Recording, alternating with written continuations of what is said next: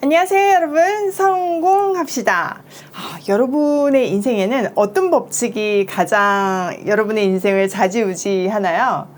일반적으로는 인과응보의 법칙, 팥 심은 데 팥나고 콩 심은 데 콩나는 것이 모든 사람한테 적용되는 법칙이죠. 그런데 우리에게는 특별한 법칙이 있어요. 제가 오늘 그 비밀을 알려드릴 건데요. 한번 들어가서 보도록 할게요.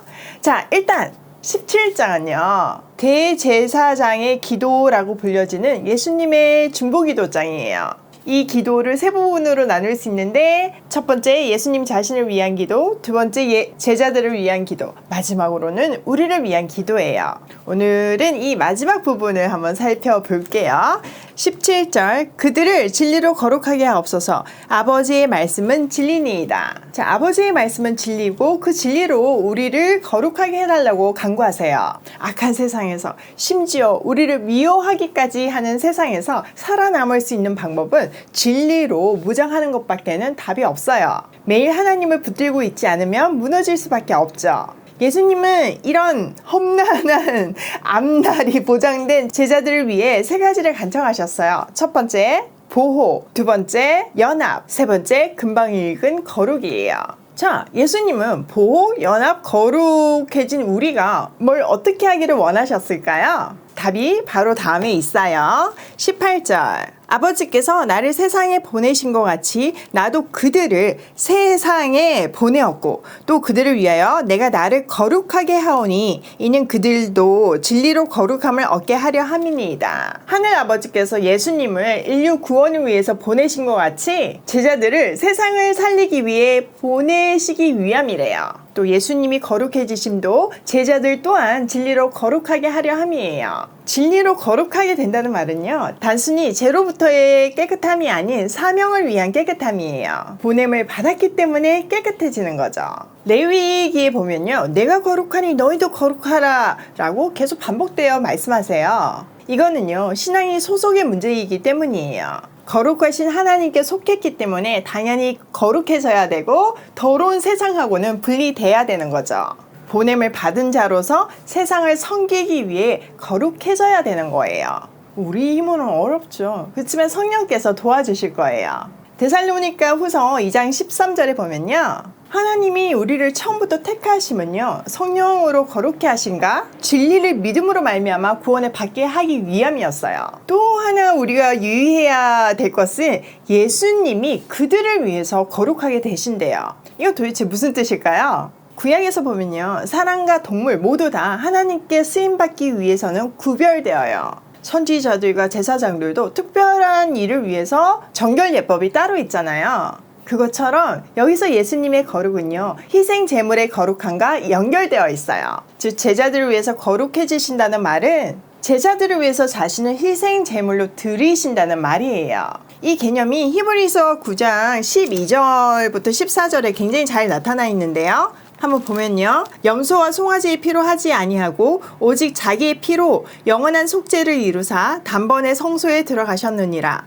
염소와 항소의 피와 및 암송아지의 죄를 부정한 자에게 뿌려 그 육체를 정결하게 하여 거룩하게 하거든. 하물며 영원하신 성령으로 말미암아 흠 없는 자기를 하나님께 드린 그리스도의 피가 어찌 너희 양심을 죽은 행실에서 깨끗하게 하고 살아계신 하나님을 섬기게 하지 못하겠느냐.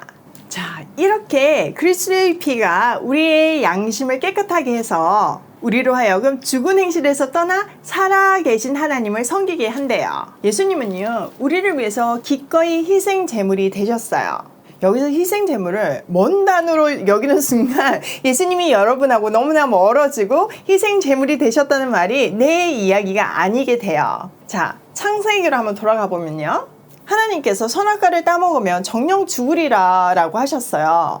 근데 따먹었죠. 그래서 그들은 죽을 수밖에 없었어요. 그런데 하나님은요, 사람을 너무 사랑해서 죽게 내버려 둘 수가 없었어요. 그래서 하셨던 거가 대신 짐승을 잡아서 죽게 한 거예요.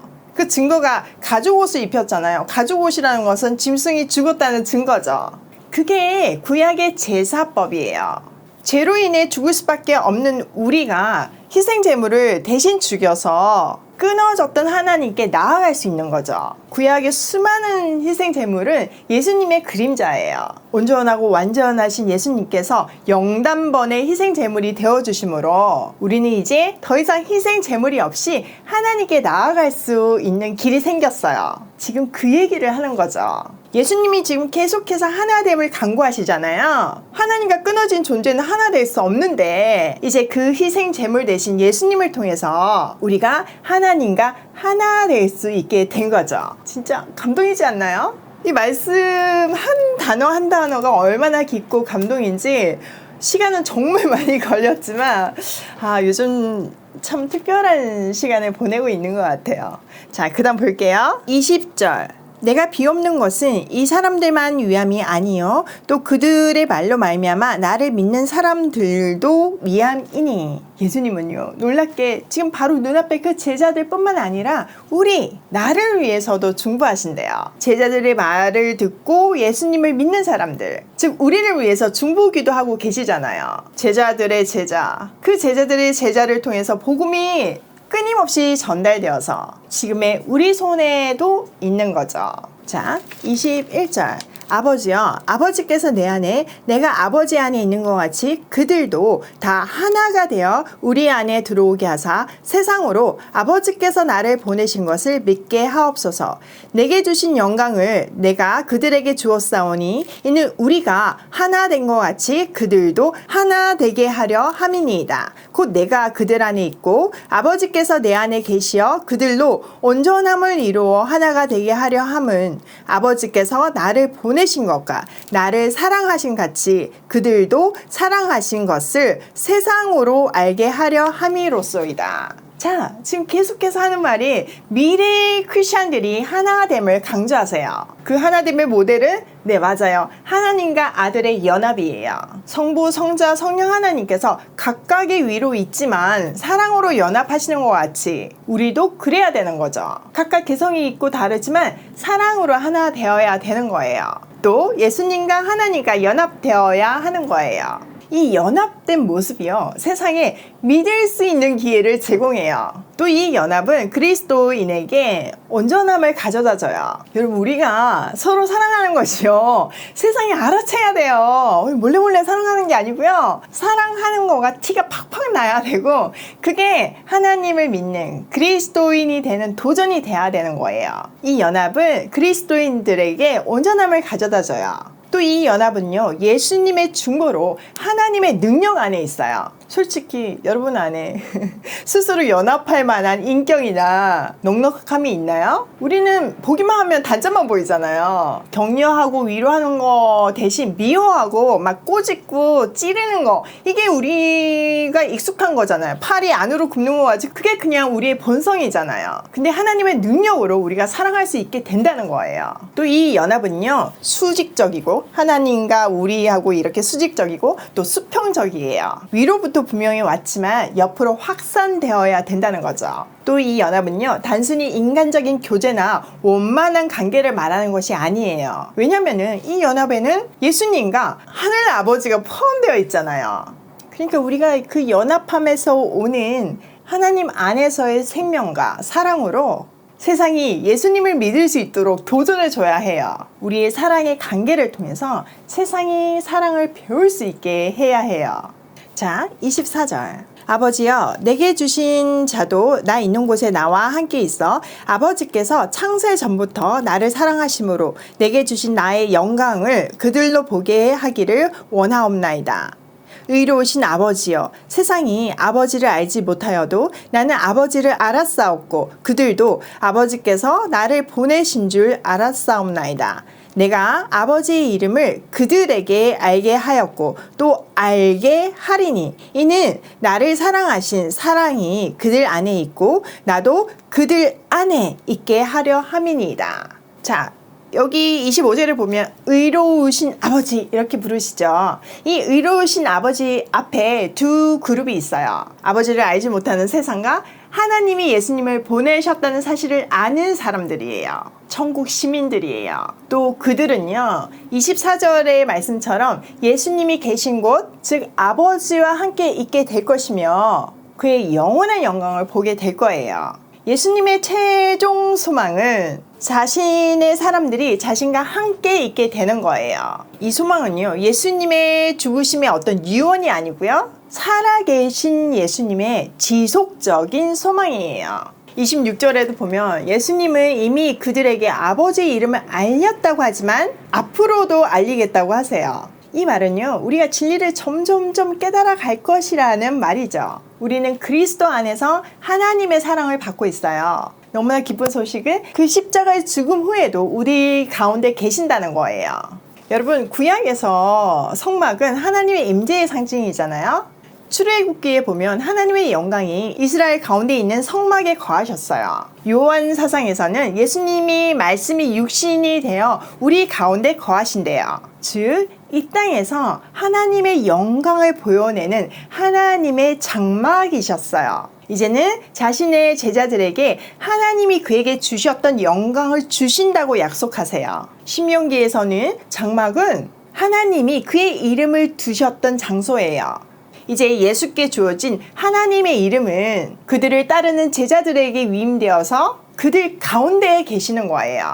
이 위대하고 엄청난 약속은요, 오직 믿는 자에게만 주어져요. 믿지 않는 자들에게는 이게 얼마나 이상한 말이겠어요. 제가 불과 10몇 년 전만 해도 이런 얘기를 들으면 정말 이렇게 생각을 했거든요. 이 말이 귀에 들린다는 것이, 감격으로 느껴진다는 것이 큰 감동으로 밀려오는 아침이에요. 여러분, 우리는요, 세상에 보냄을 받은 사람들이에요. 위로부터 받은 하나님의 거룩을 세상에 확대시키기 위해서 보냄받았어요. 근데 방법이 딱 정해져 있어요. 예수님이 보여주신 십자가의 방법으로 세상에 하나님의 거룩을 확대시켜야 해요. 십자가의 방법으로 산다는 것은요, 예수님이 이미 보여준 것 같이 세상의 미움을 받는 거예요. 세상의 미움을 받겠다는 각오가 있어야 해요. 불의한 세상에서 손해를 보더라도 그 길을 가겠다는 각오예요. 여러분, 월요일에 시험인데 주일이라서 공부 안 하면 시험 점수가 좋나요? 또 주일날 가게 문을 닫으면 월요일날 매출이 2배가 되나요? 아니에요. 시험 공부 안 하면 점수 안 나고요. 가게 문 닫으면요, 매출 안 나와요. 근데 그거 각오하고 알고 순종하자는 말이에요. 우리가 계속 착각하고 오해하는 것이요, 영적인 것을 육적인 것, 세상적인 것으로 보상받고 싶어 하는 거예요. 그러니까 나는 이만큼 하나님한테 뭔가 한 것 같은데 하나님 계속 나를 서운하게 하고 진짜 하나님 계시냐고 이러면서 시험 들잖아요. 그거 잘못된 거예요.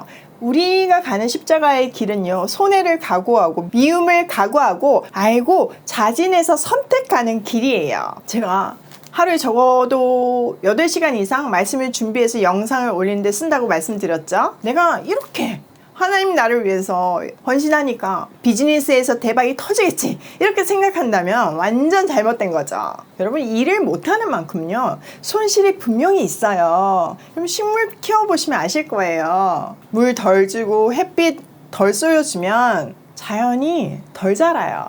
콩 심은 데 콩 나고 팥 심은 데 팥 나는 것이 하나님의 창조 원리예요. 알면서도 이 길을 선택하는 거죠.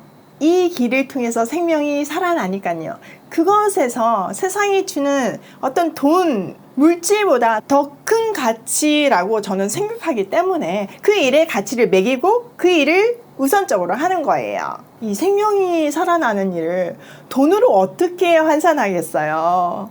여러분, 만약에 다이아몬드의 가치를 아는 사람이 다이아몬드를 발견했다면 그걸 굉장히 귀하게 소중하게 여길 거예요. 또 그게 재테크에 도움이 된다면 열심히 사기 위해서 노력하고 귀하게 간수할 거예요. 그런데 다이아몬드의 가치를 모르는 사람들에게는 그건 그냥 돌 중에 하나예요. 그래서 우리가 가치를 어디에 두고 사느냐에 따라서 인생이 너무 달라지는 거예요. 그 진정한 가치를 알려주는 것이 이 말씀이죠. 제가 이런 말을 하면 여러분 마음속에 이상하다. 내가 하나님 나라에 올인했더니 하나님 더하여 주시던데, 그의 나라와 그의 의를 구하면 더하여 주신다는 말씀도 있던데, 맞아요. 저도 늘 경험하는 말씀이에요. 왜 그런 일이 일어날까요? 우리에게는 인과응보의 법칙 플러스 은혜의 법칙이 있기 때문이에요. 말로 형용할 수 없는 플러스 알파, 그 은혜가 우리를 부욕해 해요. 우리는 아직 우리 안에 들어오지 않는 어둠 가운데서 헤매어 있는 죽어가는 영혼들을 위해 보내진 존재예요. 십자가의 거룩한 삶을 통해서 하나님이 사랑이 충만한 우리의 삶을 통해서 하나님의 살아계심이 보여지고 하나님의 사랑이 보여지길 소원해요. 오늘도 그리스도 안에서 보냄받은 사람임을 마음에 새기며 고고싱해요.